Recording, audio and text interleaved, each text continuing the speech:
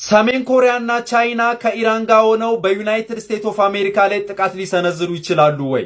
ፒት ኤግዚት ምንለው የዩናይትድ ስቴትስ ኦፍ አሜሪካ የመከላከያ ሚኒስቴር እንደተናገረው ከሆነ እነዚህ ሶስት ሀገራት በዩናይትድ ስቴትስ ኦፍ አሜሪካ ላይ ሊመጡባት ይችላል ይላል። ከዚህ በፊት የነበረው የዩናይትድ ስቴትስ ኦፍ አሜሪካ አስተዳደር ማለትም ከትራምፕ በፊት የነበረው የጆ ባይደን አስተዳደር እነዚህ ሶስት ሀገራትን እርስ በርሳቸው እንዲረዳዱና እንዲፈቃቀሩ አድርጓቸዋል ይላል። ማለትም እነዚህ ሶስት ሀገራት ኢራን፣ ቻይናና ሰሜን ኮሪያና ኢራን በተለያዩ መልኩ ማለትም በኒውክሌርና በሚሳኤል የተለያዩ ኖሌጆችን ወይም ደግሞ ዕውቀቶችን ይለዋወጣሉ።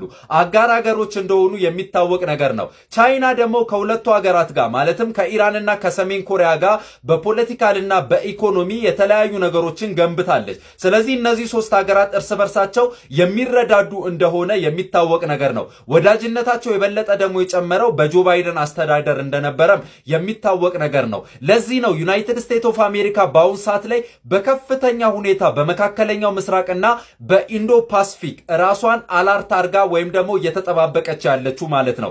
እነዚህ ሶስቱ ሰሜን ኮሪያ፣ ኢራንና ቻይና ዳይሬክትሊ በዩናይትድ ስቴትስ ኦፍ አሜሪካ ላይ ጥቃት ሊሰነዝሩ ይችላል። ካልሆነ ደግሞ በእነሱ ቦታ ሆነው የሚዋጉ ግሩፖች አሉ ማለትም ቻይና፣ ሰሜን ኮሪያና ኢራን እየረዷቸው በእነዚህም ጥቃት ሊሰነዝሩ ይችላሉ በማለት እንግዲህ ፒት ኤግዚት የዩናይትድ ስቴትስ ኦፍ አሜሪካ የመከላከያ ሚኒስቴር የተለያዩ አስተያየቶችን የሰጡት